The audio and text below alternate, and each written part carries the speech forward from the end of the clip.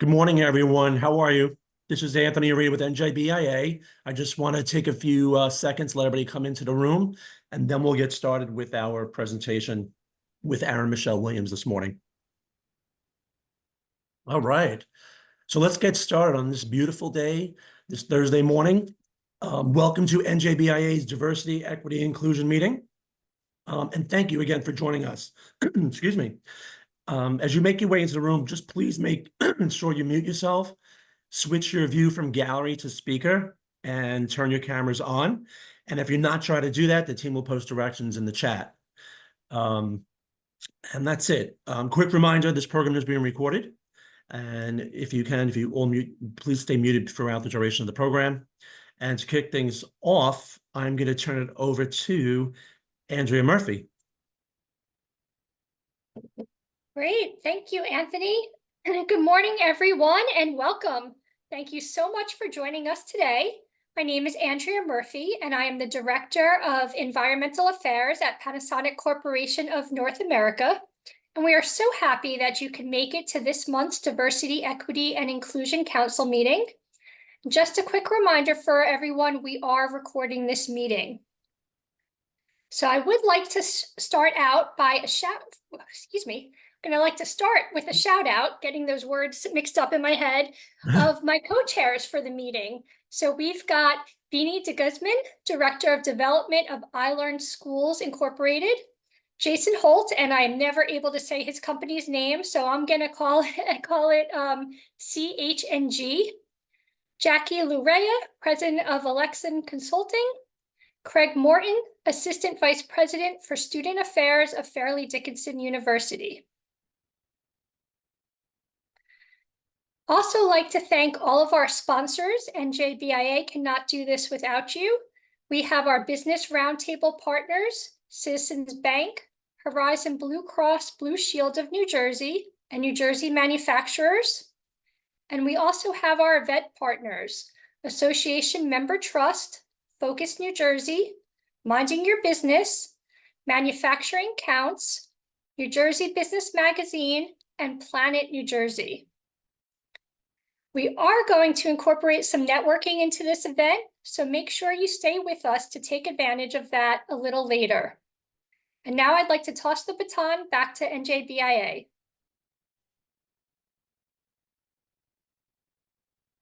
You're on mute, Anthony. I apologize for that. Thank you, Andrea. And just so you know, New Jersey Business Industry Association continues to grow and thrive under such leadership that we have within this group and our organization. And for those of you who are new to NJBIA, excuse me, we are the largest statewide business association in the country, representing approximately 1 million jobs in the state of New Jersey, which amount to about 1/4 of New Jersey's workforce, offering customer development opportunities, visibility through events, our magazine ads, our podcast, our TV show, and of course, money-saving opportunities for programs you're probably paying for, such as payroll, healthcare, 401k solutions, HR support. So if you're interested in more information, I'll include our website and my contact information in the chat.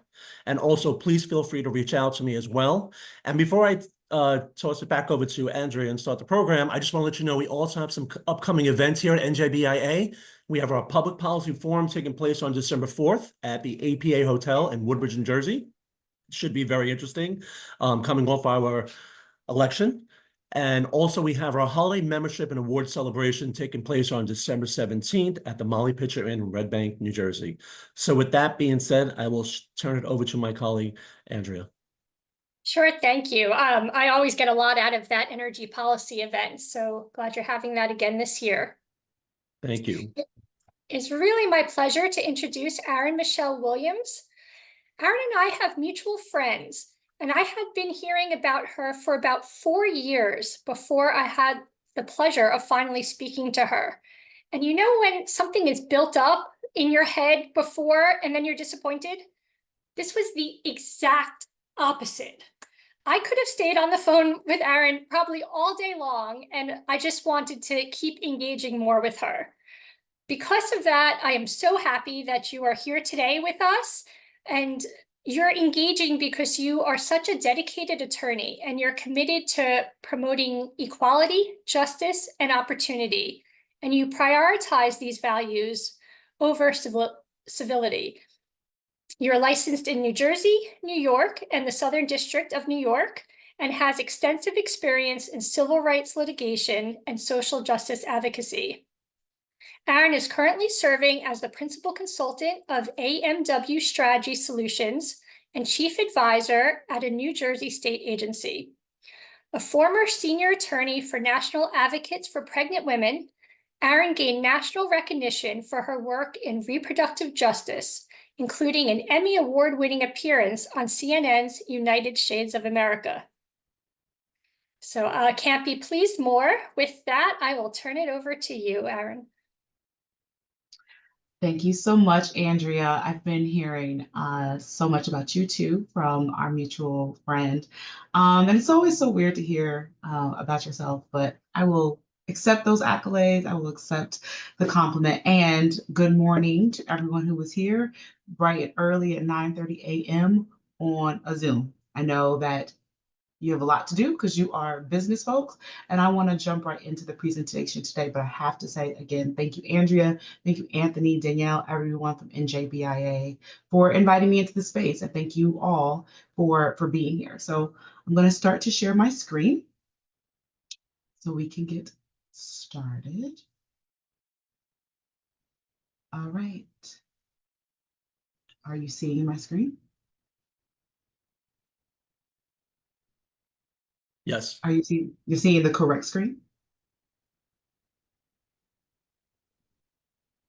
Yes? Okay. Yeah. Just making sure. Okay. You never know. I have two screens, so I want to make sure you're seeing the correct screen and not all of my notes. Okay, great. So again, we're going to talk about best practices for creating inclusive workplaces with a particular focus on centering justice, equity, diversity, and inclusion, which are, as Andrea mentioned, really near and dear to my heart, dear to my heart work, near and dear, I'm sure, to many of you all who are present here today. So first, let's just jump right in and get our feet wet. Let's warm up a little bit. If you haven't already had your coffee or been to the gym or been on a run or a walk or something, or drop the kids off, let's do a little poll. If we could launch the poll in a moment. I'm going to just see what type of hirer are you? Like, what kind of person are you when you are engaged in the hiring process? We know that selecting talent is the most important part, I would say, of most managerial positions. As a business owner, you may spend more time with your staff, frankly, than your own family. Best case scenario, that your people, your staff are going to become like family. But most people dread the time-consuming process of recruitment, application review, interviews, data assessments, and of course, onboarding staff. You want somebody just to come in and know what exactly to do, but oftentimes they don't. So this recipe, if you put time and attention into it, can really result in a rewarding experience, not only for you, but for the person or persons you're bringing in and for the entire culture of your office or all of your business space. So I want to start with you identifying some of maybe your bad habits. We are all hopefully think that we're really great business owners. I'm a small business owner myself. We think that we're great, but we also know that there is room for improvement. So let's, talk about what some of your bad habits may be in the process. So I'm going to go over 4 scenarios and then launch a poll. This will allow us to all find hopefully a common ground where we mess up in the process. So scenario number 1, and so that your goal is to see where do you fall in this category. When I launch the poll, you will vote on which one. Where do you fall in the process? Are you what I call sometimes speed dating? So what that means is when a role needs to be filled, you put out an ad or post in your typical places or even pull from old applications that you've received in the past. You need the role to be filled like yesterday. You quickly make a hire based upon the basic credentials. Are they qualified enough? Do they have enough experience? Are they ready to start in 2 weeks? Typically, within 9 to 12 months, however, you realize that the person you hired resigns, or frankly, maybe you need to terminate them. And then you rinse and repeat that process. That's number one. And be honest. No one, no one's going to see your name. We just want to see who's in the space and really think about sometimes, what are we doing right? What are we doing wrong? The second category of hirer could be the wool over your eyes. So you take your time in hiring and consider what type of person you want to need. You consider your team and the gaps that need to be filled. You even interview various candidates. You have multiple rounds of interviews and believe that you found the best person. And then a few months in, you realize that maybe that the person misrepresented their abilities and you are left with an employee who you did not intend to hire. That's the person I call who always finds themselves with the wool over their eyes. The third category, the caught in a pickle hire. So someone resigns from a position and you immediately go into hire mode to fill the role. You do not really assess the current and future needs. You did a standard interview process and hire, a perfectly fine, qualified person. However, you realize later your new hire is competent, but you need them to do more in their role than they're actually qualified for. But the tasks were being done by a prior employee. You just did not realize. That's the caught in a pickle. You have a good employee, but you didn't really spend the time you needed to deciding what you need for the role. And then fourth, the distracted hire. You realize that you get focused on filling 1 to 2 skills or components. You focus on the resume, you focus on the years of experience, maybe the schools that they came from, the brand of the prior company or the employer. Maybe you know that they're a competitor, or maybe someone who just has a good, their competitor, their prior employer has a good reputation. So you assume that that employee also has a good reputation. But you missed out on the important competencies for the role. So you know that you actually need a problem solver, someone who's innovative, someone who's a leader, or frankly, maybe not a leader. You need someone who has affirmative communication. This results in staff who are often, when you don't consider these factors, this often results in staff who are dissatisfied with their roles and their ability to grow in the organization because you became distracted by other factors. So if we could launch the poll and see, what categories people fall into. And so that will help level set some of this conversation as we're thinking about the hiring process, where you need to grow, what you can take away from it. And don't be shy. So we'll keep it open for just about 30 seconds or so.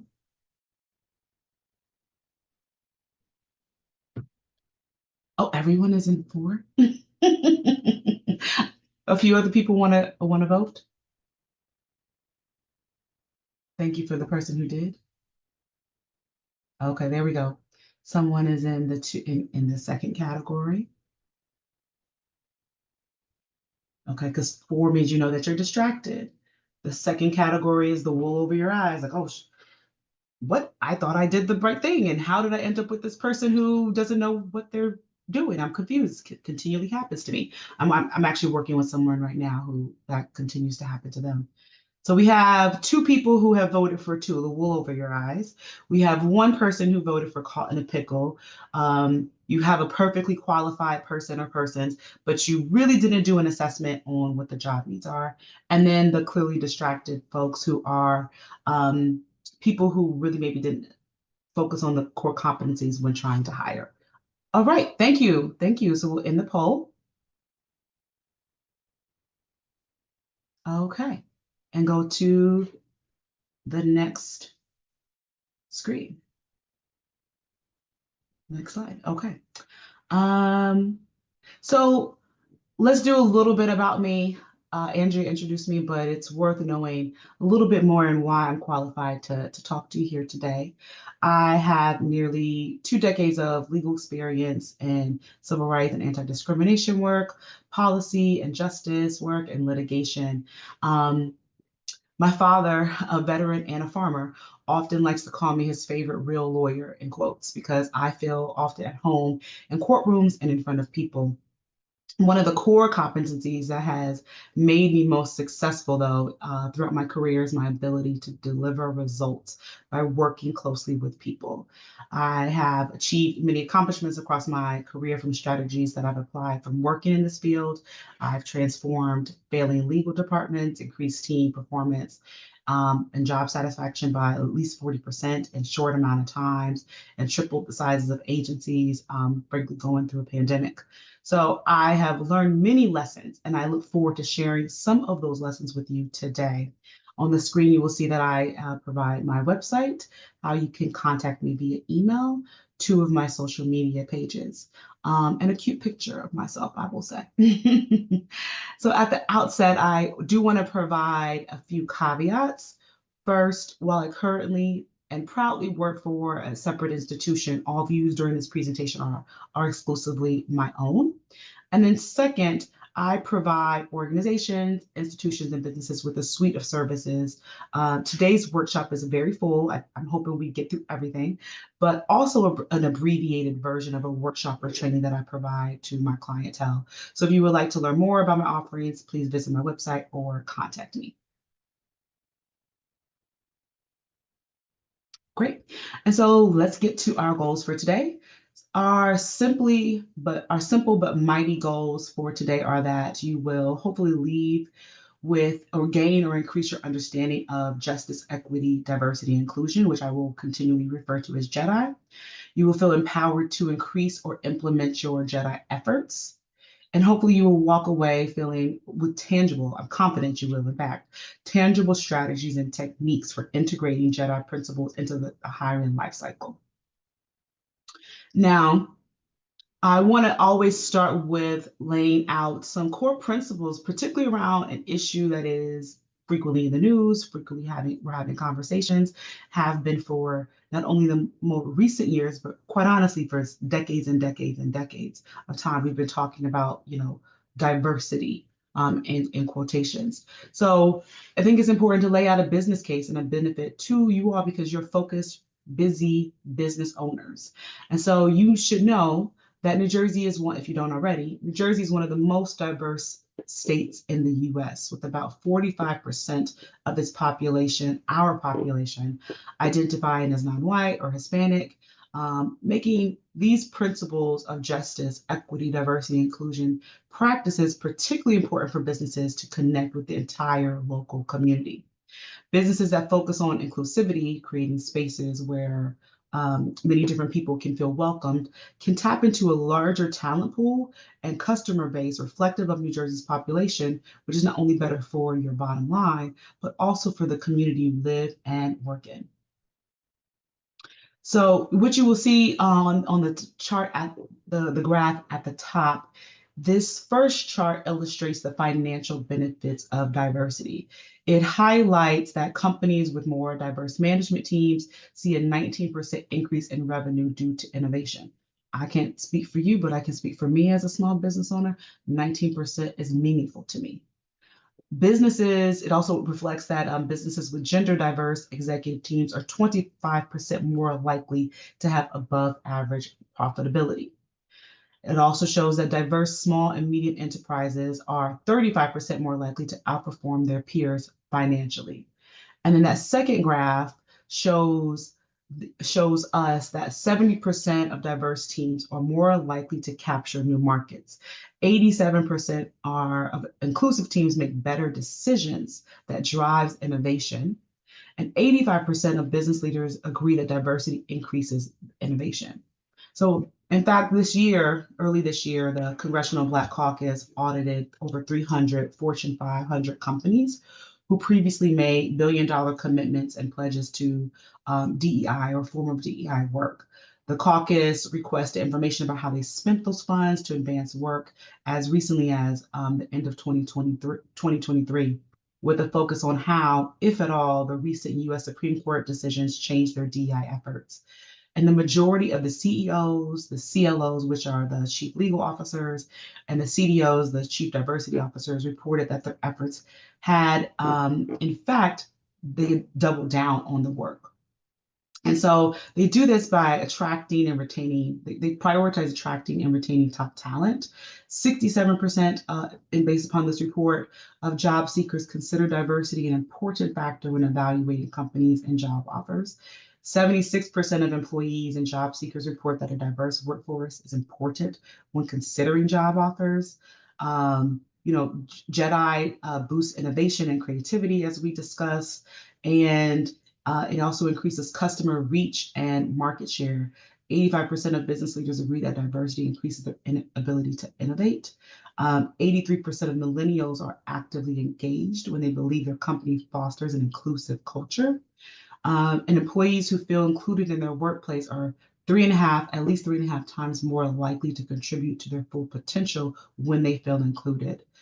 And then, of course, when you have a lawyer in the room, we're going to talk a little bit about compliance and risk mitigation. $64 billion is lost annually due to employee turnover from workplace discrimination. So fostering an inclusive culture can help mitigate discrimination risks associated with discrimination claims and improve overall workplace harmony, reducing legal costs.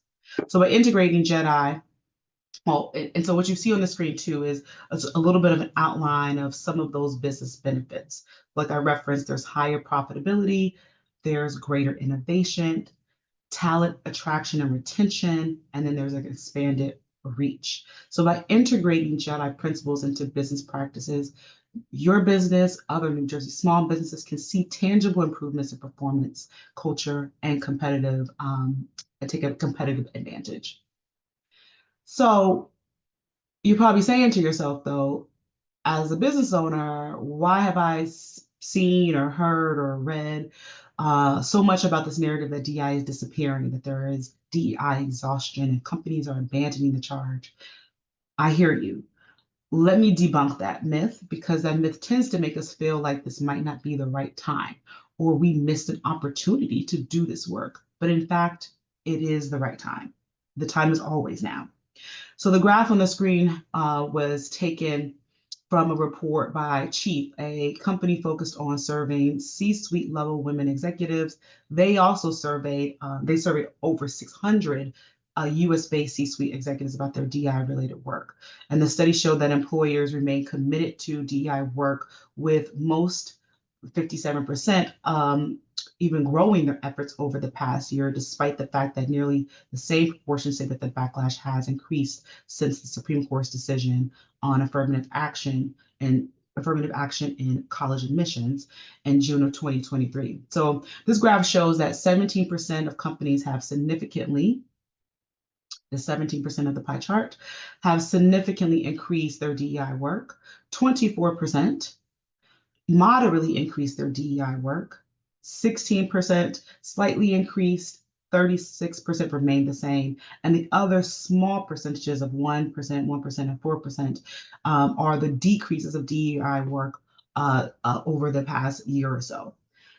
But even with this data about the workforce and community, 87% of executives still believe that taking a public stance on social issues are riskier than staying silent.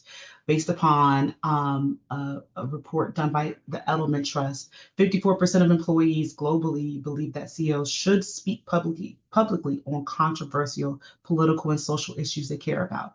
And similarly, 53% of consumers agree that every brand has a responsibility to get involved in at least one social issue that does not directly impact its business. So why is it that 87% of executives believe that taking a public stance is a social risk? And why is that important to you?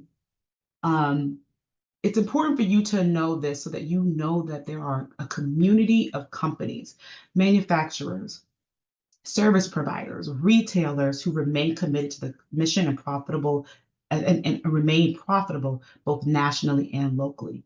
And this is directly important to you so that you know that you are in good company, not only in this room right now, but in general around the world. You should feel encouraged to continue or even begin, if you haven't already, your efforts in advancing various forms of DEI work in your business. And if you would like to read some of these reports, you can right now scan the QR code and it will take you to that report. If you don't scan right now, don't worry. After the end of the presentation, I plan to send out a list of documents that were referred to in this slide. So don't worry if you're not catching it. Okay, so I also want to discuss some legal principles related to DEI. I'm happy that you're muted because that means I can't hear the moans in the room when I talk about the law. I promise I'm not going to give a law school lecture, but as business owners, small, medium, or large, no matter where you are in that cycle, remaining in compliance is obviously important. And there are anti-discrimination laws at both the federal and state level that you should generally understand. So to begin with, I'm just pulling out a few, truly just a few principles. I think it's important to mention that there is no separate concept of reverse race or sex discrimination. Often when I'm talking to my clients about implementing DEI plans, there is a question about, is this reverse racism? There is no reverse racism. There is no reverse sex discrimination. There's simply just discrimination, no matter what the sex, no matter what the race or other categories are that are harmed.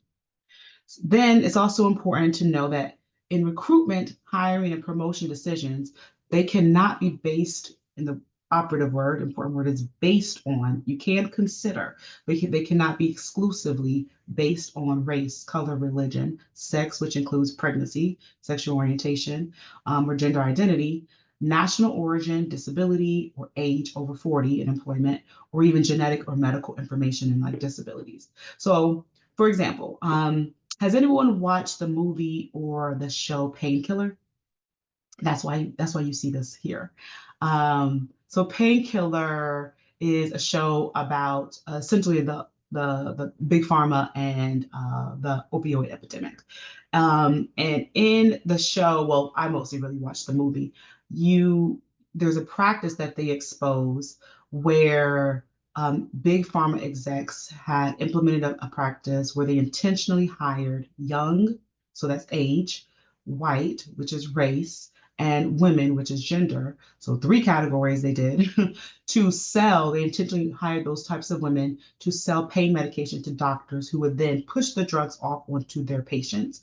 And oftentimes that they did that because the doctors they were selling it to were often white men. And they believed that young white women would be it would be easier for people to purchase things for them, purchase drugs for them. So this practice of hiring was again included because of their age, their race, and their gender. And so because those things were included, that made that practice illegal. In New Jersey, our anti-discrimination law is broader than the federal law. So that means that there are more protections. So our operative anti-discrimination law is the New Jersey law against discrimination. And so one of the protections in New Jersey is that you cannot consider how a person wears their hair when making employment decisions. So that employment decisions include hiring, severance, promotion, and job duties. So no federal or state laws require you to implement a JEDI or a DEI plan. However, they also don't prohibit you currently to implement a DEI plan. So I advise most clients that having JEDI principles and plans may prepare them for not only a better business, not only a better bottom line, but also potentially government audits, lawsuits, and complaints. Okay. Now let's get to, now that we've laid the foundation, let's get to the step 1, which is embracing JEDI. I'm going to launch another poll, and that poll, once launched, is going to ask you again to participate and tell me, how do you currently include JEDI principles into your business? So 1, your business supports local causes. 2, you have a team or a person specifically working on operationalizing JEDI into your organization. 3, I intentionally, or my business, partners with various stakeholders and brands to advance JEDI in our business. And 4, I don't really do anything formally. If an organic opportunity presents itself, I happily take it on. So let me know where you fall on that. Okay, I see some of the votes coming in. I see that at least one person has voted that the business supports local causes. Wonderful. Another vote is I intentionally partner with various stakeholders and brands to advance JEDI in the business. Great. And that can include a range of things, I think some of which we'll go over, or towards the end, if there aren't even questions, maybe people can share out where they are doing things right, and have seen some successes. Okay, so I'm going to end the poll.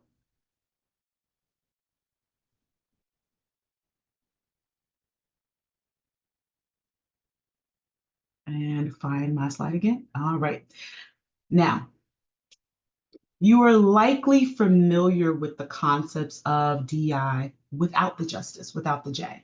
So I want to take some time and center your current understanding and your individual work around DEI. What concepts are already applying and which concepts are you aspiring to include? So as a business owner, you need to understand which of these concepts matter to you, matter to your business. Where do they fit into your business plan? People define and implement these terms in different ways, and there is frankly no perfect way, but there are typical principles based upon the understanding of what diversity, equity, inclusion are. And if you are the owner, for example, of a family-owned restaurant, you may want to think about weaving in equity, not as much in your hiring, but possibly in the food that you source, which plumbers you use, who do you select as your drivers, how do you treat them when they come to make deliveries. That is one way that you can really be intentional in weaving in equity.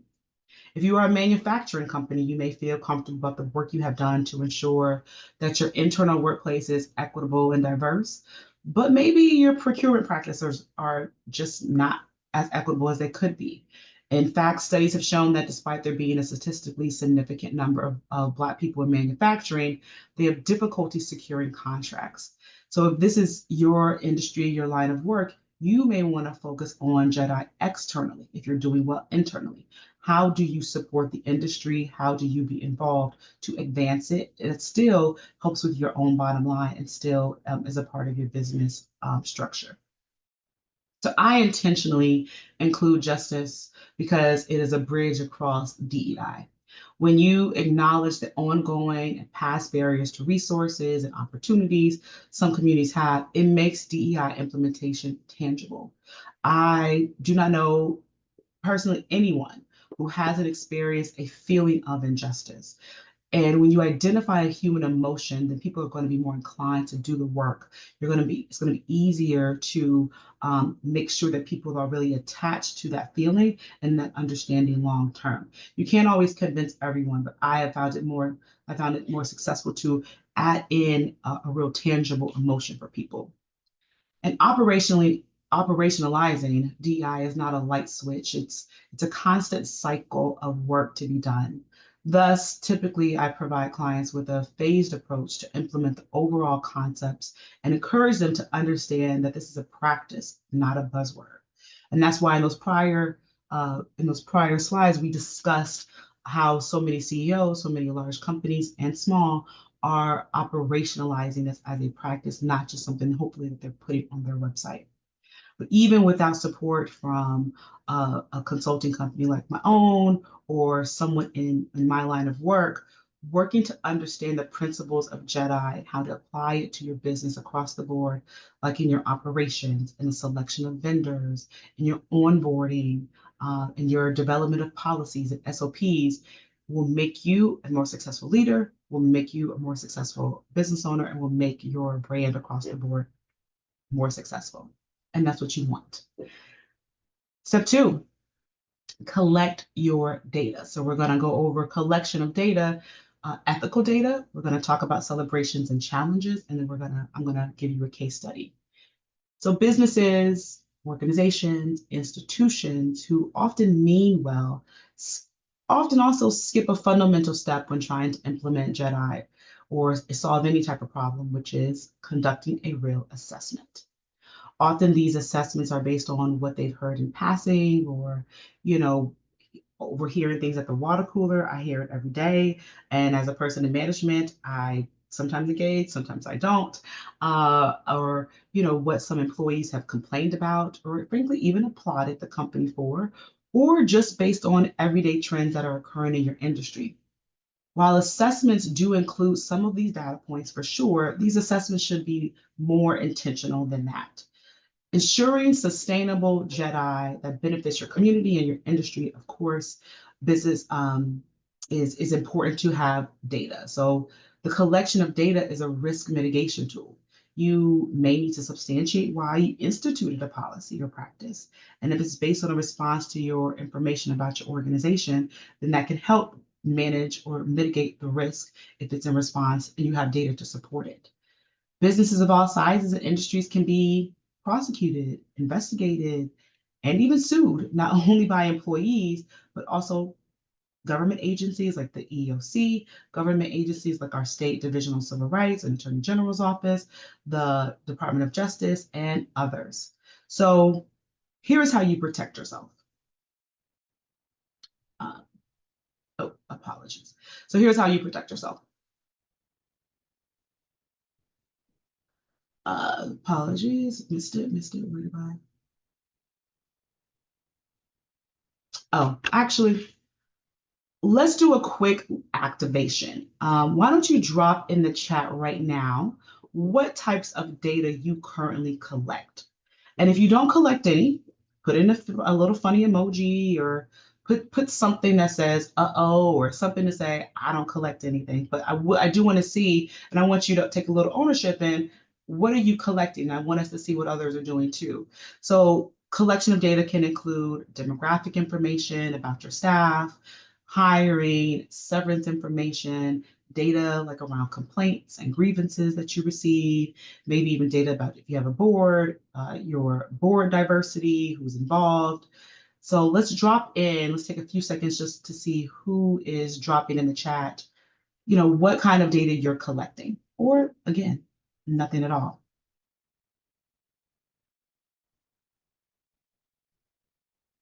Let me open up this chat. Oh, come on, y'all. Somebody, a few of y'all can let me know. I got it going since it was quiet. Thank you, Andrea. So Andrea said, I'm not part of HR, but I'm aware that the company collects basic demographic for all surveys. All right? surveys, yeah. So if they do any kind of employee survey, if it's it could be related to a specific work topic or general employee satisfaction. Oh my God, satisfaction. Thank you. That word was not coming out today. That they do break that down by demographics.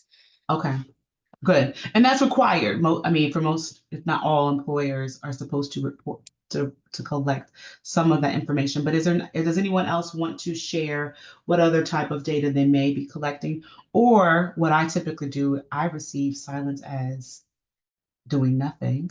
And so then that may be suggesting that actually, Aaron, I don't really collect any real data. I'm a small business owner and I'm just keeping it pushing. And so to support your plans, if we're talking about JEDI, you need data to support it. And for some of the lawyers in the room or the compliance people or the HR or other practitioners, we know that to practice well, we must begin with information. So our first best practice for the day is, or the second best practice for the day is to collect the data. So to start, this information is precious not only to you, but also the people and companies you work with. So you should handle it ethically. And handling it ethically includes you have policies and procedures about that data, how it will be kept and shared. Explain to others how this information will be used. Be transparent about the business needs related to the collection of that data. I've seen where people have chosen not to participate in things because they weren't told how data is going to be used, and no one wants to provide information sometimes about how they identify. And if you have a sincere intention and desire to ensure that you're collecting it for good purposes, let people know so that they're willing to share. We're living in a world of constant spam phone calls, constant spam text messages, all types of things. Let people know, even in the workplace, that you're going to collect the information and hold it secure. So here are some best practices and tips for collecting this information in like a real way. You can begin with stakeholders. Begin with the folks you know. They are often on the ground sources for feedback that you may not generally receive. So you will see that this may include unions, board members, outside organizations, community groups, or your own individual board. No matter who, you may include them to gather information that shines a light on how your JEDI efforts are or are not a part of your brand. My clients have received incredibly helpful information about their website accessibility, issues with payment like recurrent fraud, the misalignment with the organization's mission based upon images that they use on their ads or on their website, and even feedback related to their reputation amongst different groups that they've served, all because they have called stakeholders into the room. Second, you should collect quantitative and qualitative data because both are valuable. So quantitative data is numbers-based.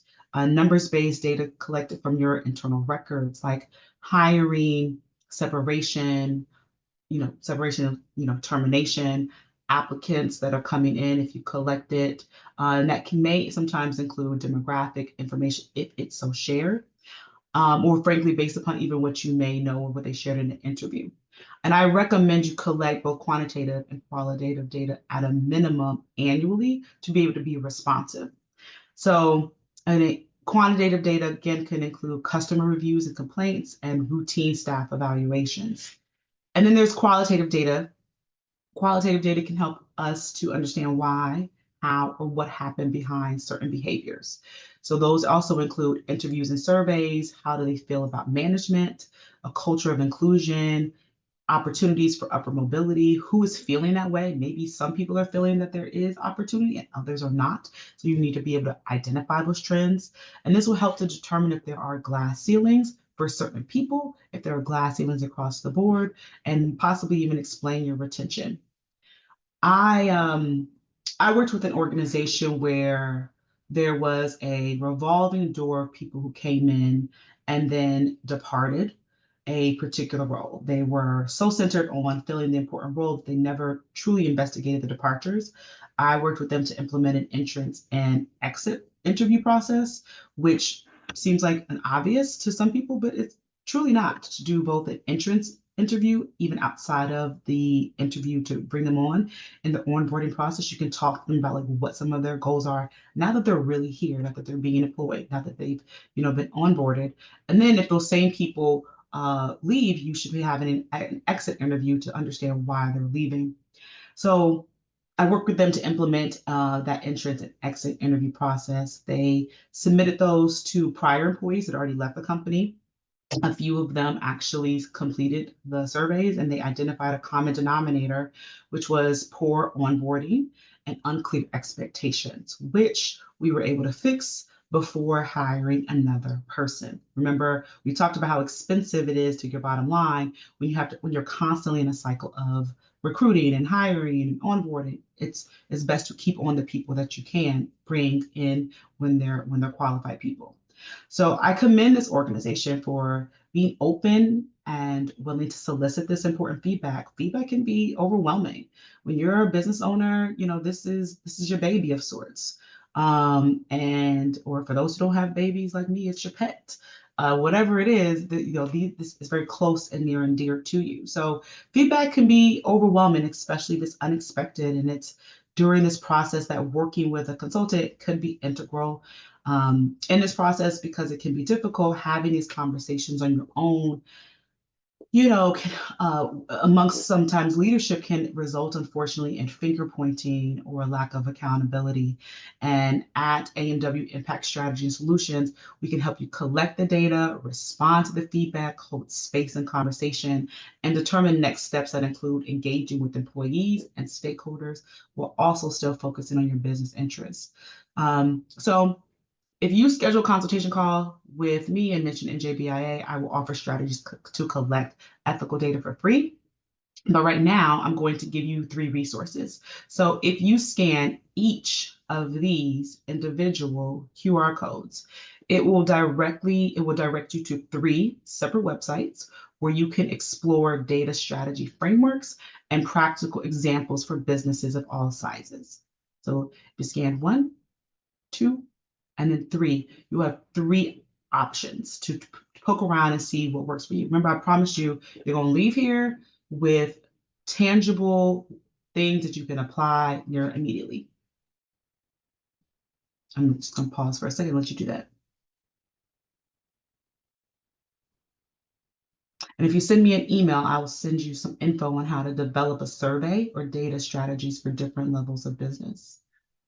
Hey, Aaron, Okay. I have a quick question. Sure. Were you able to go in and help them revise their job descriptions to stop that revolving door with that specific Yes. company? Yes, I absolutely. figured. Yep. Thank you. Thank you for the question, Anthony.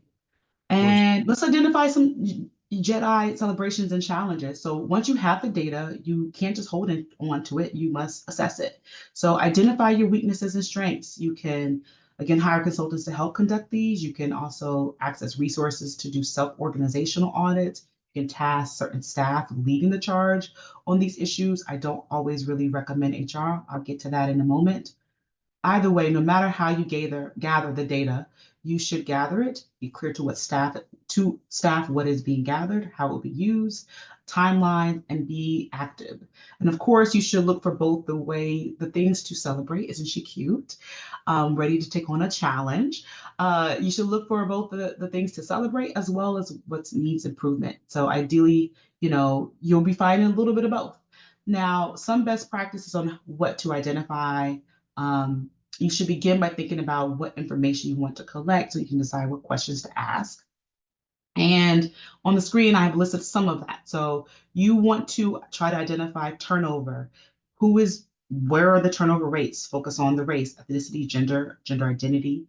Are people frankly leaving at a time? Are they pregnant and coming back after delivering? And there are reasons why. Maybe that you can't keep parents or mothers or people who are caretakers around. That's important. A lot of people are caretakers.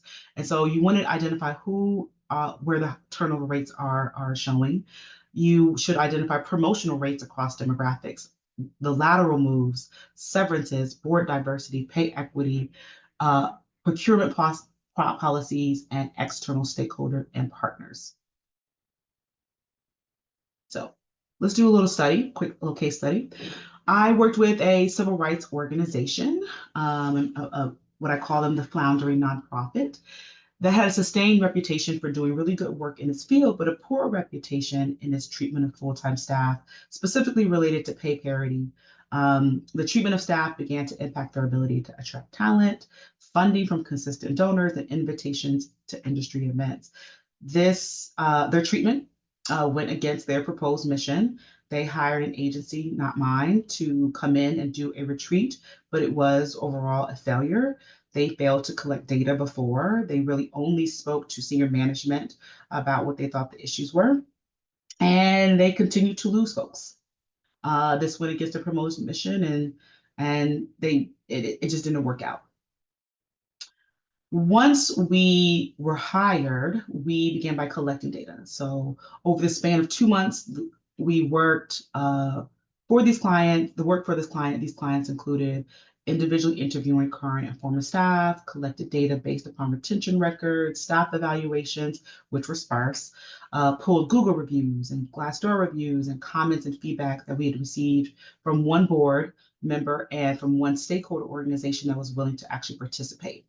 Using the data collected, we were able to identify the policies at issue, survey suggested changes, establish a working group of staff who could routinely convey issues and offer solutions, establish defined processes and timelines of how feedback would be handled, including laying out expectations about those changes. We published an organizational chart. It can really sometimes be that simple.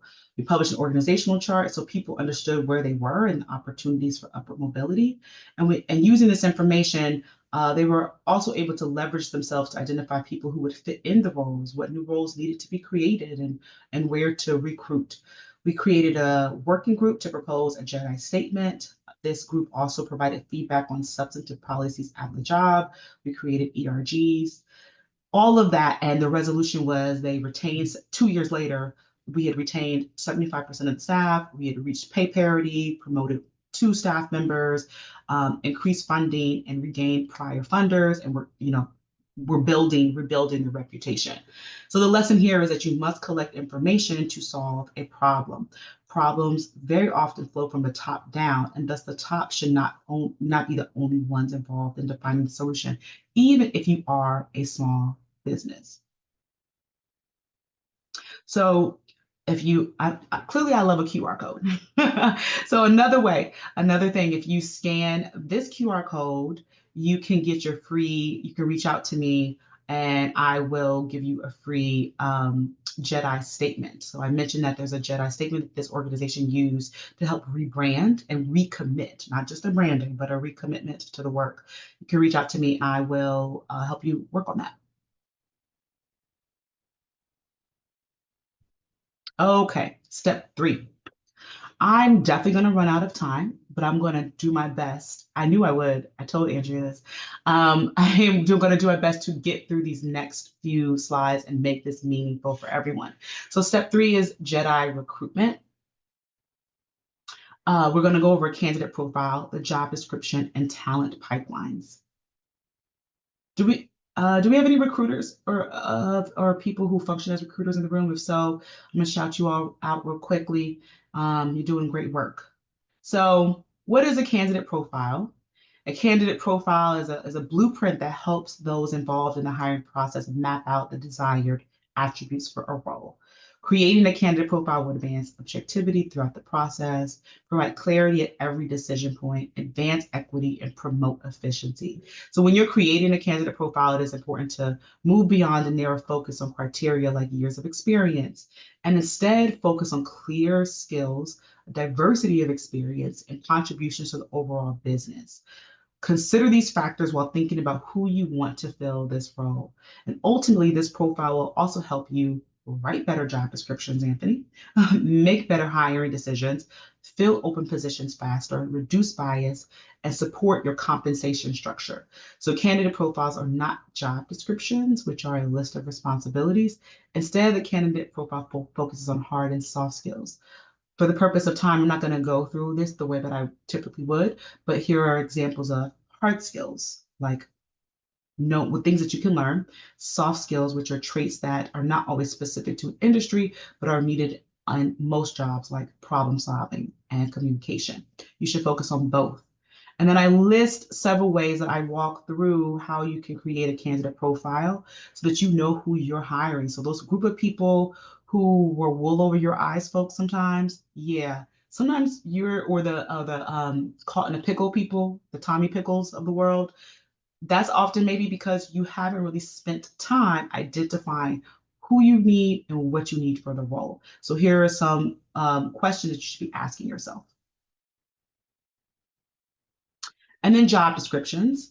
Obviously, drafting the job descriptions are critical to bringing candidates.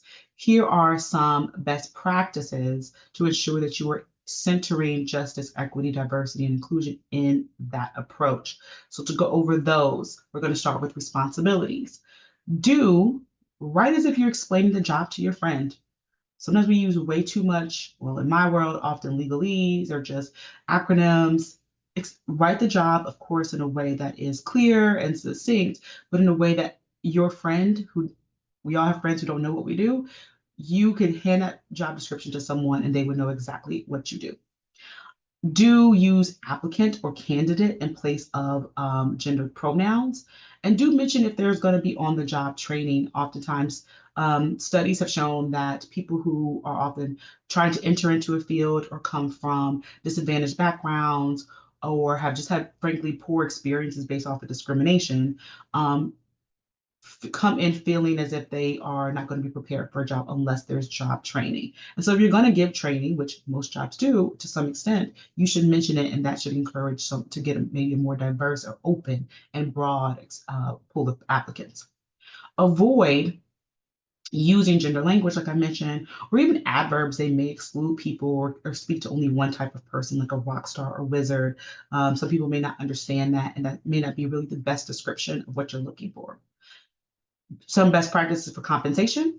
Do provide a clear monetary range, highlight fringe benefits, publish salary of top earners and roles.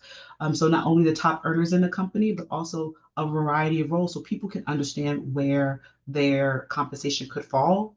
Avoid compensation, using the term compensation commensurate with experience. That often suggests that there could be a lot, and it allows you to sometimes use too much discretion in deciding what people are quote unquote worth.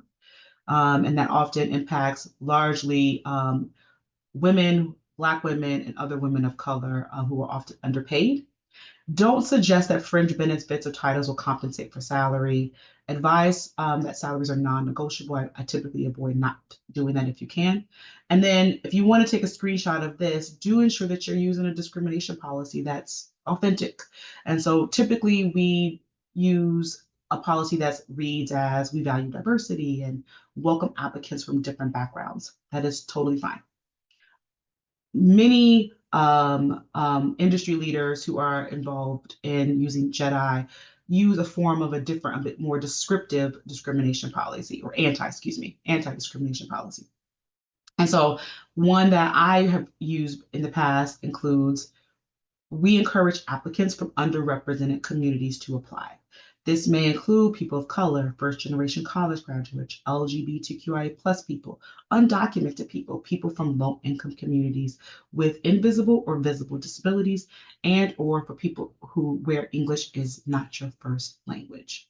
And you see, like, that calls in a full range of class and economic status, and not only but race, but also gender identity. That calls in a group of people who may have also worked at places where they saw this anti-discrimination policy, but it wasn't really lived. For you to really name that and call that out suggests to many different people that you're being intentional in practicing JEDI. So then there's some authentic ways to talent.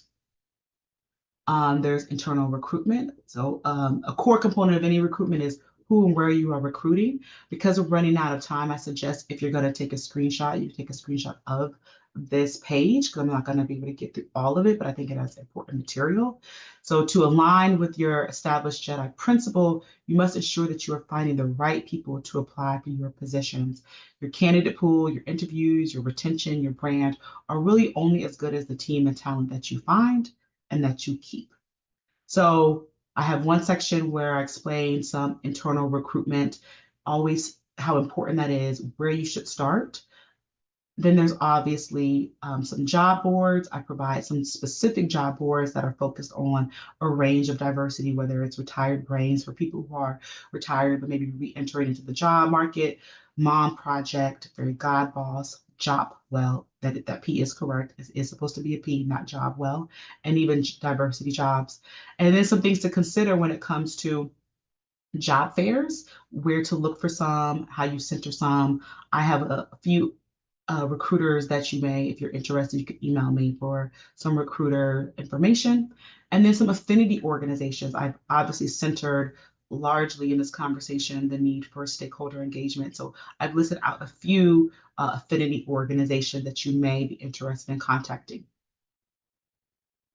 And then, of course, another QR code. If you want an example of a company that has a diverse range of ERGs, which are employee resource groups, and no business is too small to have one, in my opinion, you can scan right here and it will take you to a company that has the company's list of ERGs to give you some ideas on what you all can develop and support. And last, that I'm going to unfortunately rush through because I actually think this is incredibly important, is JEDI retention. Businesses and institutions who often mean well skip this fundamental step. And retaining talent is really like your talent, your current talent are really your best marketers. So talent is difficult to find, so keep them. From a business perspective, when companies focus on retaining their top talent, employees are less likely to be looking for a new job, saving the organization money and time. Workplaces that emphasize, as we talked about before, equity and belonging report better problem-solving capabilities and keeping talent. So I center for this discussion governance and accountability. Often when I work, frankly, even when I've been an employee myself, often when I work with companies, a lot of the issues come around these being able to retain talent come around these issues, which is transparency and timelines, organizations publicly sharing progress on their goals does not happen often enough, equity in decision making, there's not really accountability structures, there are no real metrics that are shared. You need to, again, engage stakeholders and have continuous learning and adaptation. So I'm going to stop here because I know we're near the end of the hour, but do not think that because I didn't spend as much time as I would like on this slide that the retention of your team is not critical, critical, critical.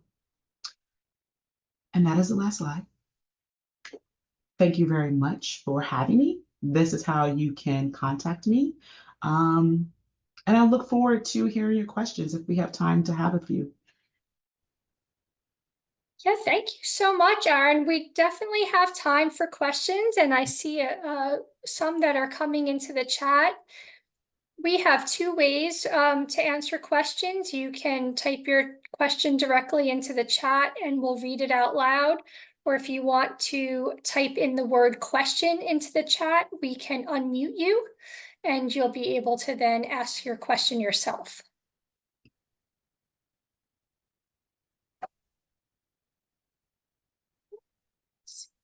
I need to open up the chat on my screen.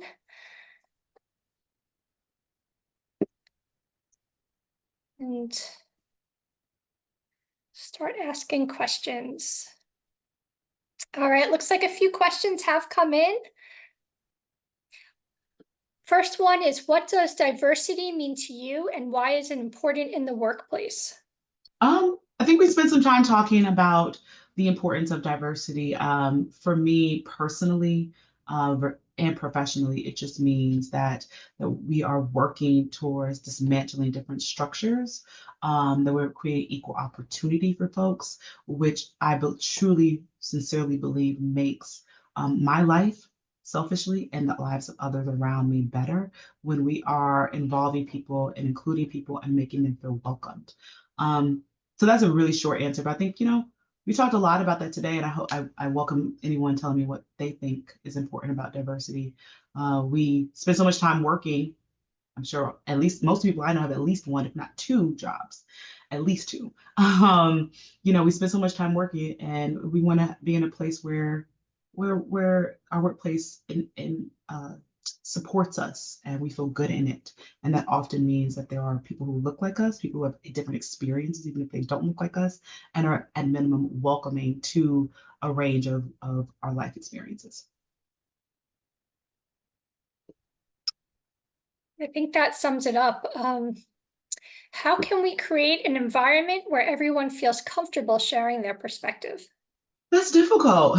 I think that is specific oftentimes to your environment. So I will say that I believe that centering Jedi is truly applicable. So, when we're talking about justice, that means addressing systemic barriers that might prevent marginalized voices from being heard. When we're thinking about equity, that includes providing resources such as mentoring or creating safe spaces to support underrepresented people or people. And underrepresentation is not only specific to your workplace, but also specific to like your community, which also changes the definition of underrepresentation. When again, still centering Jedi, thinking about diversity, encouraging the participation of people with varied backgrounds and experiences to bring different perspectives to the tables. Like I've mentioned, ERGs support, but you have to support ERGs. You can't just say, go off and create one. You have to support the people who are working on them. You have to ensure that they're allowed time to spend in developing that. Sometimes you need to tap people on the shoulder and ask them to step up or encourage them to volunteer, being mindful that there are a lot of reasons why people don't, but sometimes being just tapped on the shoulder really will escort someone into a space.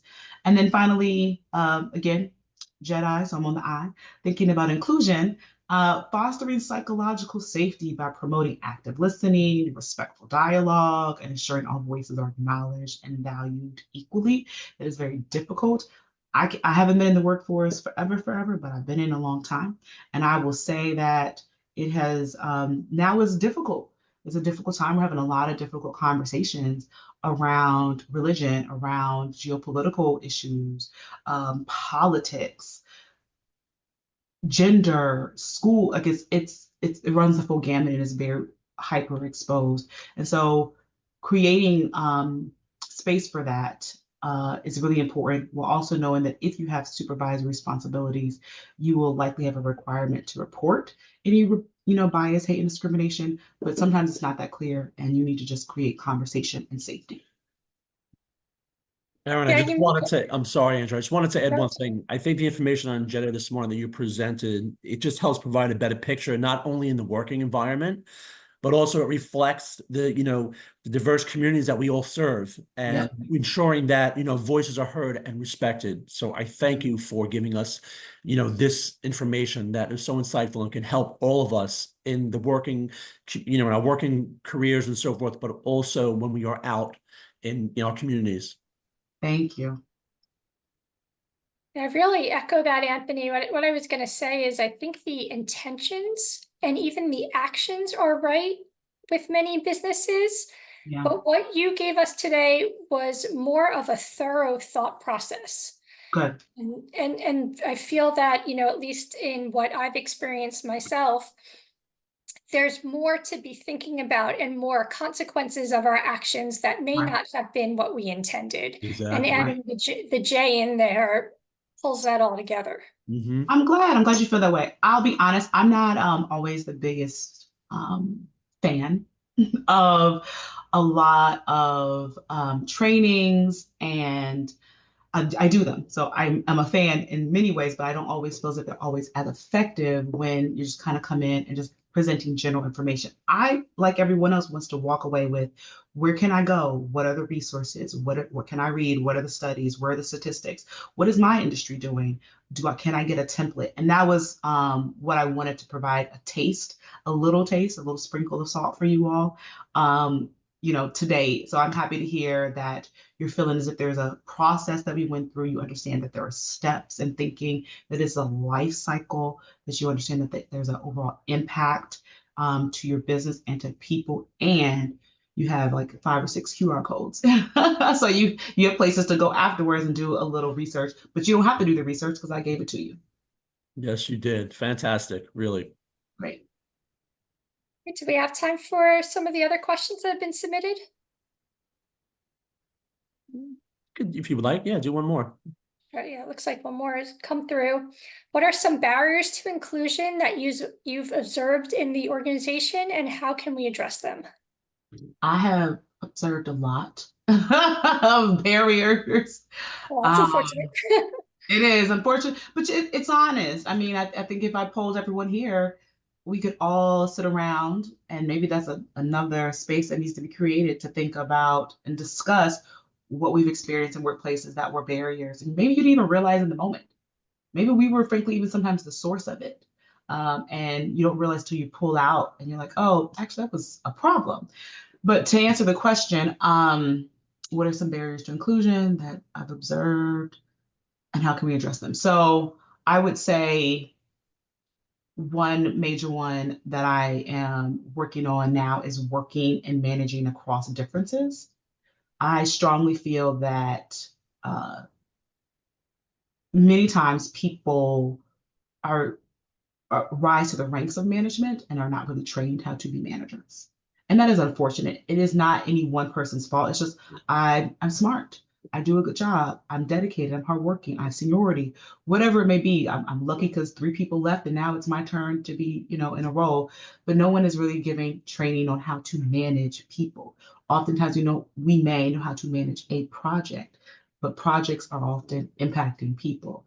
And to that point, where I see a lot of tension with some of the organizations I'm working with are managing across differences. So that's not just like implicit bias. It's, I respect you, I appreciate you, but I don't know how to identify with you, or we just fundamentally disagree about this work, especially when it's like mission-based work. I fundamentally disagree with you. So how do we come to a place where we can come to an agreement and we can still, function well and something that really impacts my day-to-day life?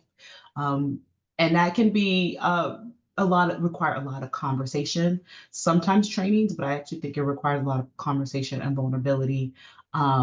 So I'm actually working on a training about working and managing people across differences. Obviously, implicit bias still comes up. I think the solution for that is conducting trainings and integrating bias audits into processes. I don't only think we should be just focused on training people.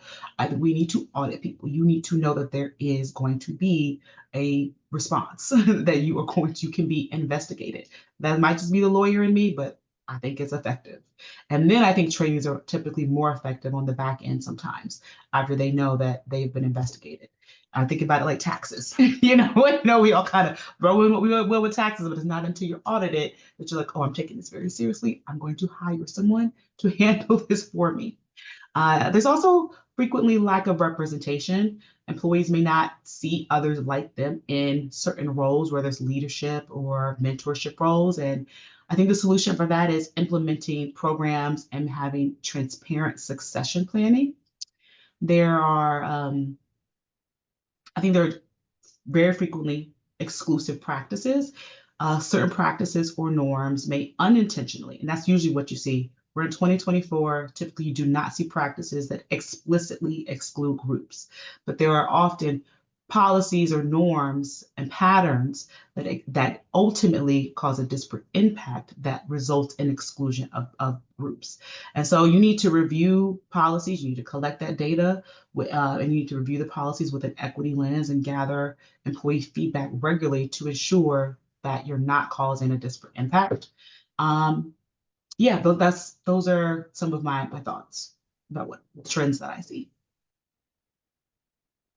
Yeah, I'd like to add to that I see that you need to create that safe space and not, when what I'm saying is related to what you said with the audits. It doesn't have to be formal, but if it's only a training, if it's a one and done and it's the company pushing it out to the employees, it doesn't lend to that two-way communication where the employees know they're going to have to give the feedback. Yeah. And they're going to have to say if this is successful or not and why it's not successful and what have they done to impact it.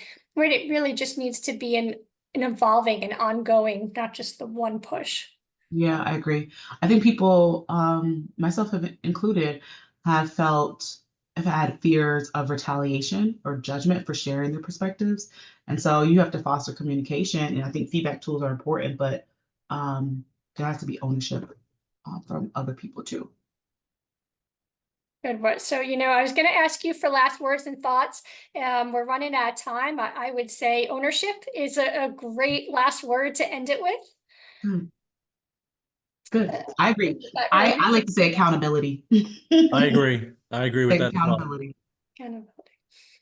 Well, this was great. Oh, I'm sorry. Go ahead, Andrea. Yeah, no. I was just gonna,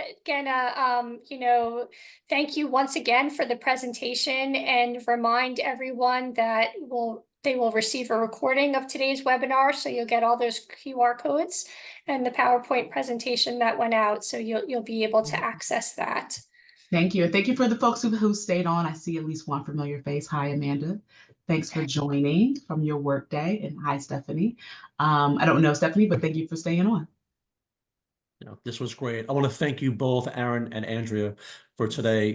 This presentation was absolutely amazing and insightful. And I hope everyone has learned something new and take away what they have learned to their companies and also in their personal lives. Again, my name is Anthony Reno with NJBIA. I wish you all a great day and enjoy the rest of the week. And hope to see you guys soon at our next up and coming events at NJBIA. Thank you all. Bye. Thank you. Thank you. Bye, everyone. Bye now.